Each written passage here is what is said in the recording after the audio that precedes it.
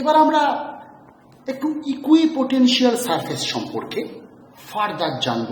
আমি একটু আগেই তোমাদেরকে বলেছিলাম যে ইকুইপোটেনশিয়াল সারফেস নাকি এমন একটা সারফেস যার সবকটা পয়েন্টে সেম পোটেনশিয়াল আছে। তোমাদের মনে হচ্ছে যে ইকুইপোটেনশিয়াল সারফেসের এক্সাম্পল কি? বলবো, অফকোর্স বলবো। তার আগে জেনে নিই ইকুইপোটেনশিয়াল সারফেসের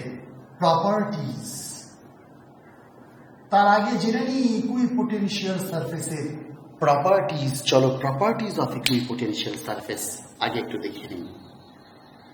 প্রথম প্রপার্টি ইকুইপোটেনশিয়াল সারফেসের, এই সারফেসে প্রত্যেকটা পয়েন্টের পোটেনশিয়াল সেম।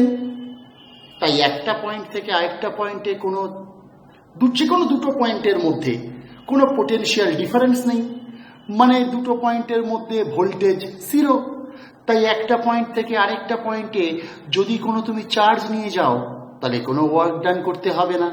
এটাই ফার্স্ট প্রপার্টি, সেটা হলো number 1, the work done in bringing a charge from one point to another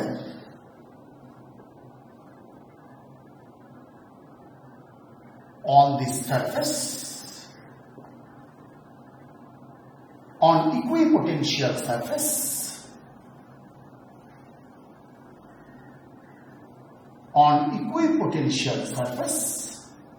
is 0.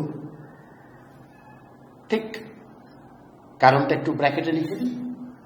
এক্সামে লিখতে হবে না, প্রপার্টিজ বললে শুধুমাত্র এত অবধি লিখবে, কিন্তু তোমাদের সুবিধার জন্য একটু এক্সপ্লেনেশনটা দিয়ে দিচ্ছি। তাহলে এক্সপ্লেনেশন কি? এর এক্সপ্লেনেশন হলো the potential difference between any two points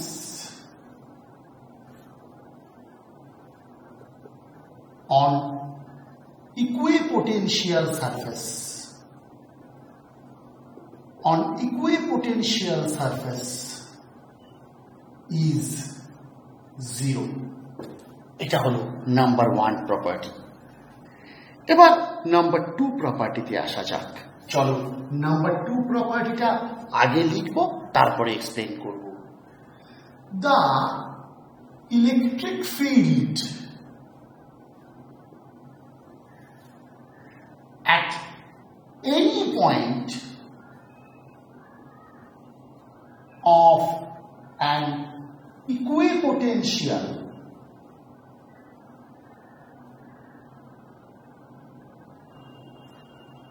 the electric field at any point of an equipotential surface is perpendicular to the surface at that point.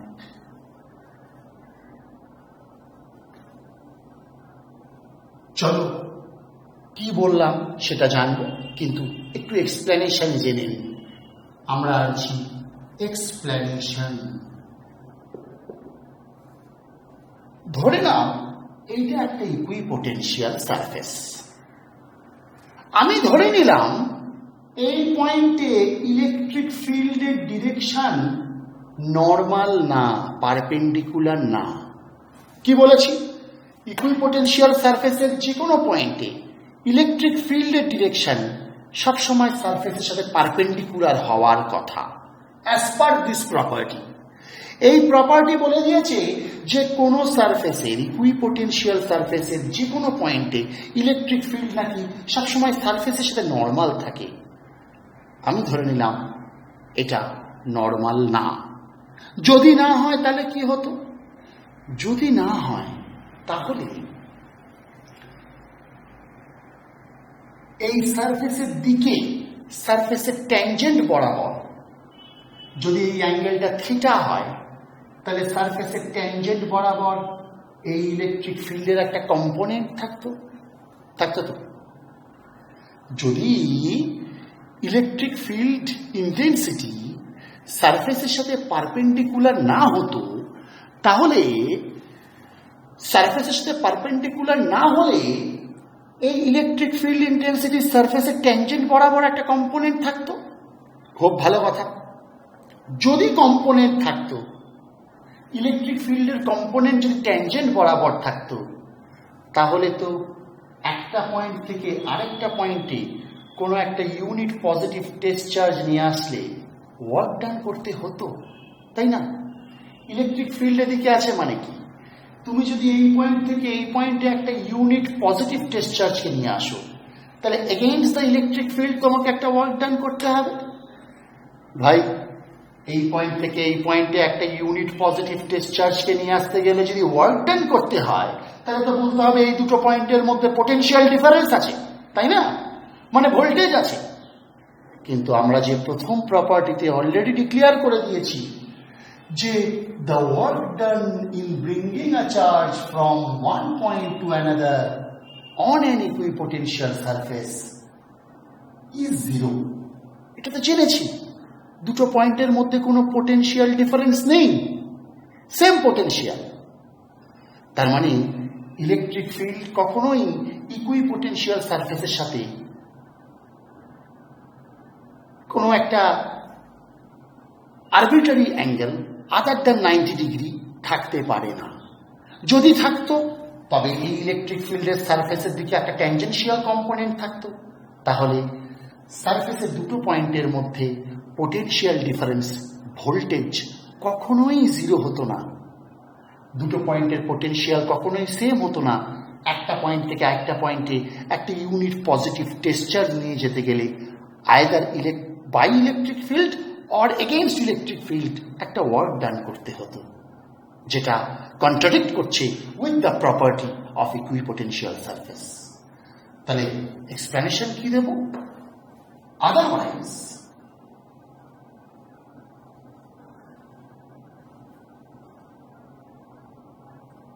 the work done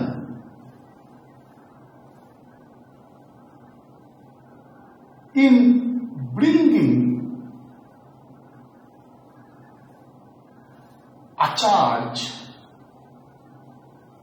from one point to another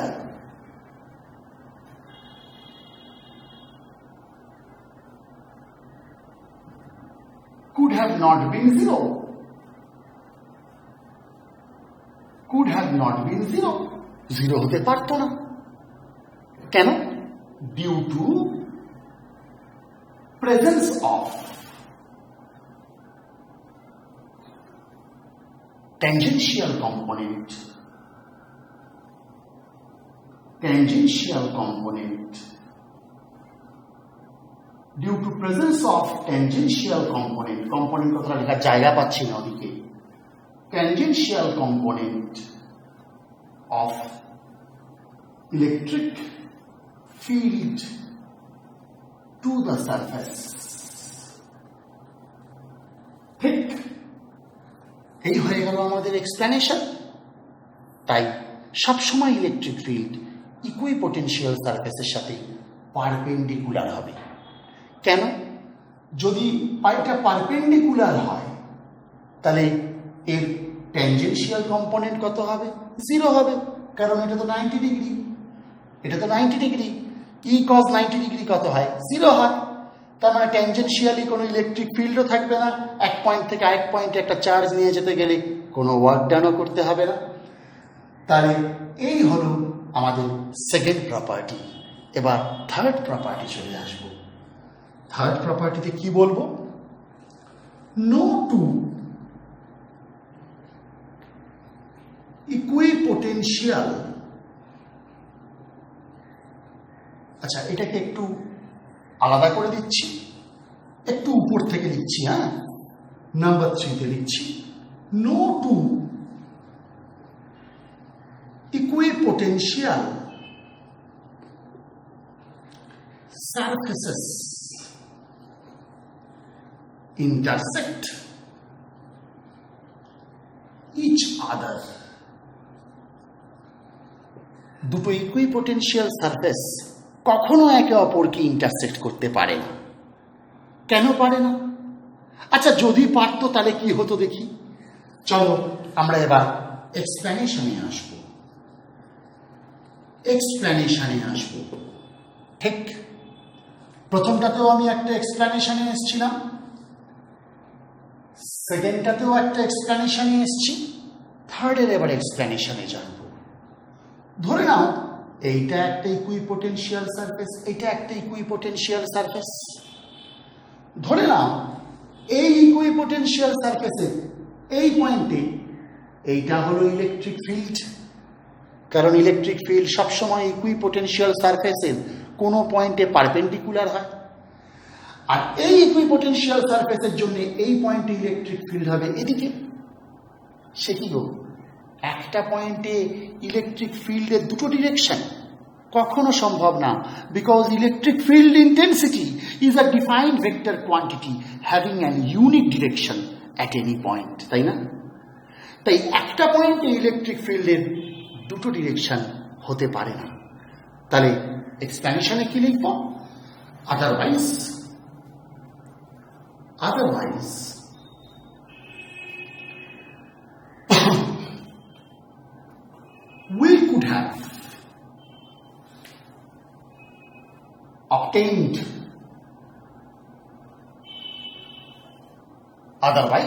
we could have obtained two different directions of electric field at the common point of intersection, which is, and this is impossible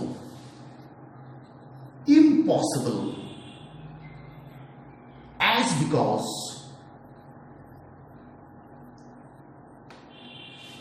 electric field intensity is a defined vector quantity. লিখবো কোথায়, লেখার জায়গা নেই। as electric field intensity এখানে লিখতে পাচ্ছি না, একটু এইখানে লিখে দিই, এইখানে স্টার দিয়ে দিচ্ছি, দিয়ে এইখানে লিখে দিচ্ছি। ঠিক, as electric field intensity বলে লিখে দিচ্ছি is a defined vector quantity having an unique direction at a point. কারণ ইলেকট্রিক ফিল্ড ইন্টেন্সিটি হলো একটা defined vector quantity having N unique direction at a point. তোমরা স্ন্যাপশট নিয়ে নিতে পারো বা পজ করে পুরোটা লিখে নিতে পারো। এখনো অবধি তিনটে প্রপার্টিজ বললাম, এবার আমরা ফোর্থ প্রপার্টিজে আসবো, ইকুইপোটেনশিয়াল সারফেসে। চলো ফোর্থ প্রপার্টি দেখে নেব। তো ফোর্থ প্রপার্টি দেখবার আগে একটু মুছে দিই এগুলো সব। চলো এবার ইকুইপোটেনশিয়াল সারফেসে আমরা ফোর্থ প্রপার্টি লিখব। দেখি ফোর্থ প্রপার্টিতে কি বলা হয়েছে। দেখি ইকুইপোটেনশিয়াল সারফেসের ফোর্থ প্রপার্টিতে কি আছে। একটা মজার কথা তোমাদেরকে আমি বলতাম রিগার্ডিং ইকুইপোটেনশিয়াল সারফেস। শুনবে আমার কথা। যেখানে electric field intensity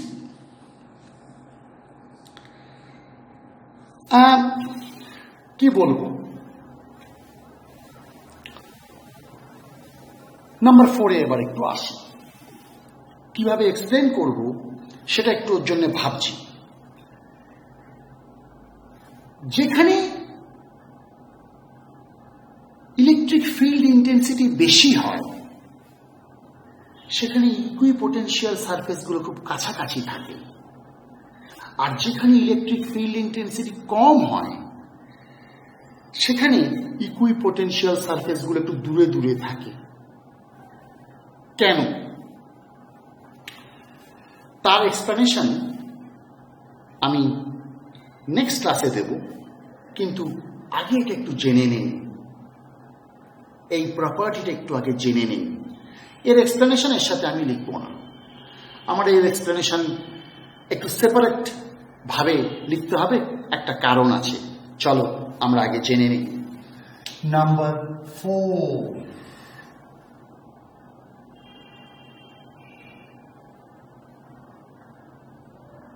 the equipotential surfaces are more closed to each other in a region having stronger electric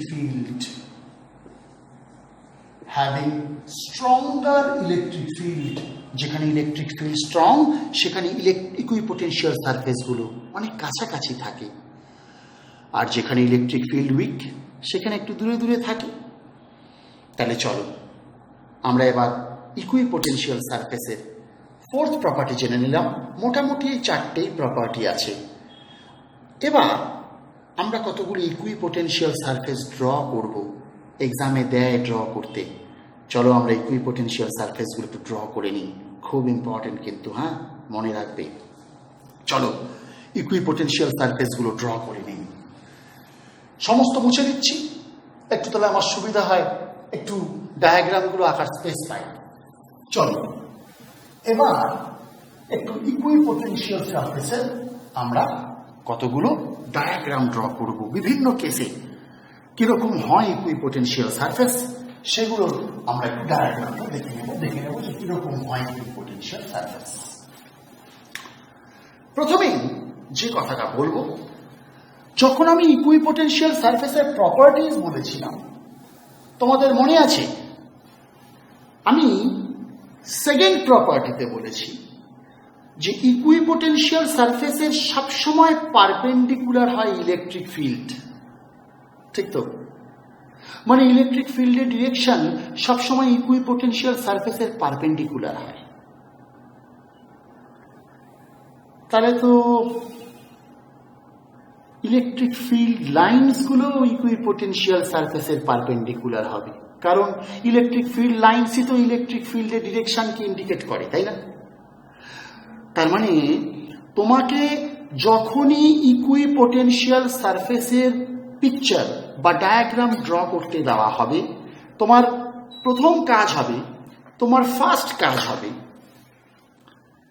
আগে ফিল্ড লাইনসগুলো ড্র করা, তারপরে তার পারপেন্ডিকুলার করে ইকুইপোটেনশিয়াল সারফেস ড্র করা।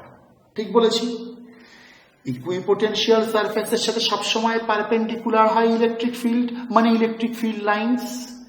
তার মানে তুমি যখনই তোমাকে বলা হবে ইকুইপোটেনশিয়াল সারফেসের ডায়াগ্রাম ড্র করতে কোনো কেসে, তখন তুমি আগে সেখানে করেসপন্ডিং ফিল্ড লাইনসগুলো আগে ড্র করবে, তারপরে তার পারপেন্ডিকুলার করে ইকুইপোটেনশিয়াল সারফেস ড্র করবে।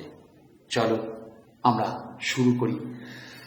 তাহলে আমরা শুরু করব এখানে ডায়াগ্রামস।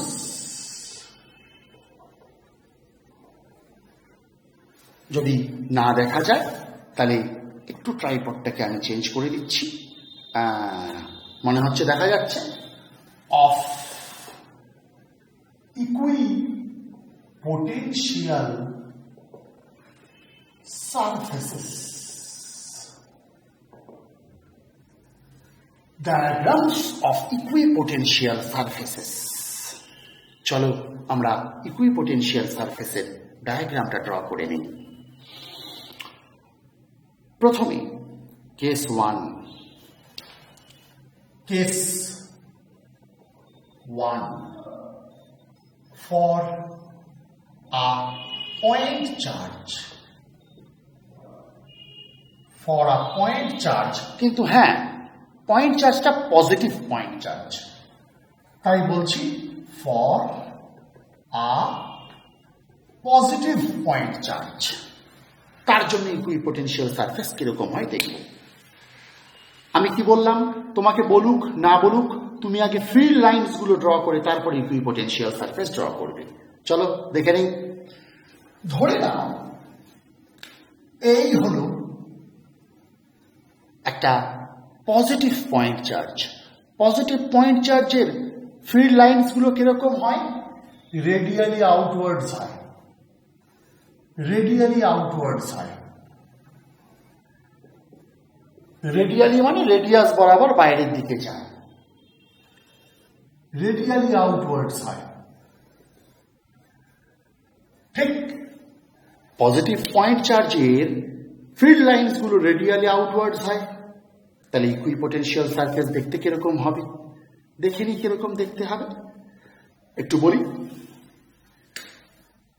এরকম এরকম এরকম এরকম এরকম। বুঝতে পারছো কি হচ্ছে? রেডিয়াসের সাথে পারপেন্ডিকুলার কে হয়? স্ফিয়ার।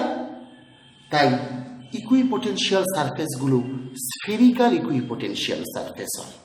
আরেকটা কথা, তুমি চার্জ থেকে যত দূরে যাচ্ছ ততই দেখতে পাচ্ছ ইকুইপোটেনশিয়াল সারফেস গুলোর মধ্যে সেপারেশন বেড়ে যাচ্ছে। কেন? তোমাদের একটু আগেই বলেছি, চার্জ থেকে যত দূরে যাবে, তুমি চার্জ থেকে যত দূরে যাবে, তুমি দেখো তুমি চার্জ থেকে যত দূরে যাচ্ছ ততই ফিল্ড লাইনস এর মধ্যে সেপারেশন বেড়ে যাচ্ছে, তাই না? ফিল্ড লাইনস গুলোর মধ্যে সেপারেশন বাড়ছে মানে ইলেকট্রিক ফিল্ড উইকার হচ্ছে। উইকার হওয়া মানে ইকুইপোটেনশিয়াল সারফেসের মধ্যেও সেপারেশন বেড়ে যাবে, তাই হচ্ছে। তাহলে আমি নিচে লিখে দিচ্ছি, আমি এখানে লিখে দিচ্ছি স্ফেরিক্যাল ইকুইপোটেনশিয়াল সারফেসেস। ঠিক এইটা হলো plus q charge, plus charge. এবার আমরা আসবো কেস 2। চলো কেস 2টা জেনে নিই। কেস 2তে কি জানবো? কেস 2তে জানবো for a negative point charge. For a negative point charge equipotential surface কিরকম হবে? চলো ধরে নাও এইটা হচ্ছে নেগেটিভ চার্জ। এখানেও আগে ফিল্ড লাইনস গুলো ড্র করব, এখানেও আগে ফিল্ড লাইনস গুলো ড্র করে নেব। কিন্তু হ্যাঁ, এখানকার ফিল্ড লাইনস কিন্তু ইনওয়ার্ডস, রেডিয়ালি ইনওয়ার্ডস, ভিতরের দিকে। তাই তো, কেন? তুমি একটা ইউনিট পজিটিভ চার্জকে এখানে রাখো, অ্যাট্রাক্ট করছে, তাই রেডিয়ালি ইনওয়ার্ডস ফিল্ড লাইনস গুলো, ফিল্ড লাইনস গুলো সব এখানে রেডিয়ালি ইনওয়ার্ডস। এখানে যে ফিল্ড লাইনস সব রেডিয়ালি ইনওয়ার্ডস, তাহলে ইকুইপোটেনশিয়াল সারফেস দেখতে কিরকম হবে? প্রথমে এই, তারপরে এই, তারপরে সেপারেশন বাড়িয়ে এই, তারপরে আরো সেপারেশন বাড়িয়ে এইভাবে ইকুইপোটেনশিয়াল সারফেস। এখানেও ইকুইপোটেনশিয়াল সারফেস স্ফেরিক্যালি হবে। ঠিক যত দূরে যাবে আস্তে আস্তে ততই ইকুইপোটেনশিয়াল সারফেসের মধ্যে সেপারেশন বেড়ে যাবে। কেস 2 হলো। এবার কেস 3 জানবো। কেস 3 যেটা, এটা এই ক্লাসের শেষ কেস। নেক্সট ক্লাসে কেস 4, কেস 5ও জানবো। চলো কেস 3 জেনে ফেলি। কেস 3তে কি জানবো? কেস 3তে কি জানবো? কেস 3তে জানবো ফর an electric dipole. এটা কিন্তু important for CBSE as well as ISC. এটা খুব important, equipotential surface due to an electric dipole. চলো আগে আমি ডায়াগ্রাম এঁকে নিই, তারপরে যা হবার হবে। প্রথমে এইখানে এইটা এইটা খুব ভালো করে জানো, minus q plus q charge. এর জন্য ইলেকট্রিক ফিল্ড লাইন্স কিরকম তোমাদের এনসিআরটি দেখতে বলেছিলাম। যাই হোক আমি ড্র করছি, কিরকম দেখে নিন। একটা ফিল্ড লাইন্স সোজা এরকম এসছে, একটা ফিল্ড লাইন্স এরকম দেখাবে, একটা এরকম দেখাবে। নিয়ম শুনে রাখো খালি, একটা এরকম সোজা বের করে দেবে, একটা এরকম সোজা ঢোকাবে। এবার এইখান থেকে একটা এরকম দেখাবে, এইখান থেকে একটা এরকম দেখাবে। ঠিক বললাম না ভুল বলেছি? ভুল বলেছি। এইখান থেকে একটা এই যে এরকম বের করবে, এইখান থেকে একটা এরকম বের করবে, আর এখানেও এরকম ভাবে একটা ঢুকিয়ে দেবে, আরেকটা এরকম ভাবে ঢুকিয়ে দেবে। যদি মনে হয় চাইলে আরো একটা ফিল্ড লাইন্স তুমি ড্র করতে পারো। ডিরেকশনগুলো দেখতে পাচ্ছ ফিল্ড লাইন্সের এরকম, ঠিক? এবার শোনো ইকুইপোটেনশিয়াল সারফেস কিরকম, ফিল্ড লাইন্সের সাথে পারপেন্ডিকুলার, তাহলে কিরকম দেখে নিই। এবার প্রথমেই বলি, যখন তোমাদের potential due to an electric dipole পড়িয়েছিলাম, বলেছিলাম পুরো ইকুইটোরিয়াল প্লেনটাই হলো ইকুইপোটেনশিয়াল, মনে আছে? মানে এইখানে যে পারপেন্ডিকুলার প্লেন, এটা হচ্ছে ইকুইপোটেনশিয়াল প্লেন। প্রত্যেকটা পয়েন্টে পোটেনশিয়াল জিরো। প্রুফ করিয়েছিলাম যে কোনো ইলেকট্রিক ডাইপোলের জন্য ব্রড সাইড অন পজিশনে পোটেনশিয়াল জিরো হয়, ঠিক? এবার কি করবে একটু দেখে নাও। এই যে এরকম একটা এগ মানে একটা ডিম টাইপের আসবে, দেখতে পাচ্ছ? এই যে ওভাল শেপ তুমি যেটা এঁকেছো সেটা একদিকে একটু বেড়ে আছে, মানে এই পয়েন্ট চার্জটা কিন্তু ওভাল শেপটার এই সাইডে আছে, সেন্টারে নেই। তারপরে এই নিয়ে এই, তারপরেরটাও আরেকটু এরকম, তারপরেরটা অত বড় আর দেখাতে হবে না, এরকম, ঠিক? এরপরেরটা এখানেও এরকম, এইখানেও প্রথমে এই একটু বেশি বড় হয়ে গেল এটা, সরি, এটা যদি চার্জ হয়, তারপরেরটা আরেকটু বড়, তারপরেরটা আরেকটু বড়। এই হলো equipotential surface for an electric dipole. মনে রাখতে হবে কিন্তু এগুলো সবই হলো, এইটা সবই হলো ইকুইপোটেনশিয়াল সারফেসেস। কার জন্যে? ইলেকট্রিক ডাইপোলের জন্যে। এরপরে আমরা কেস 4 পড়ব। কেস 4-এ আমরা ইউনিফর্ম ইলেকট্রিক ফিল্ডের জন্য ইকুইপোটেনশিয়াল সারফেস জানবো। কেস 5-এ আমরা আরও একটা ইন্টারেস্টিং কেস জানবো, ওটা সিবিএসসির জন্য খুব ইম্পর্টেন্ট। এই কেসটা সিবিএসসি আইএসসি দুটো বোর্ডের জন্য ইম্পর্টেন্ট। কিভাবে আঁকতে হয় দেখে নিলে। এর বাইরে কোনো ইকুইপোটেনশিয়াল সারফেস দেখাবে না। দেখতে পেয়েছো? এগুলো সব হচ্ছে ইকুইপোটেনশিয়াল সারফেস, ঠিক আছে? ব্যাস আজকে এই অবধি থাক। আবার নেক্সট ক্লাসে আরেকটা ইকুইপোটেনশিয়াল সারফেস ড্র করব। দুটো ড্র করে তারপরে আরও কিছু ফার্দার ডিসকাশন আছে, পোটেনশিয়াল এনার্জি এরকম কিছু ডিসকাশনস আছে, ইলেকট্রিক ফিল্ডের সাথে পোটেনশিয়ালের রিলেশন এরকম কিছু ডিসকাশনস আছে।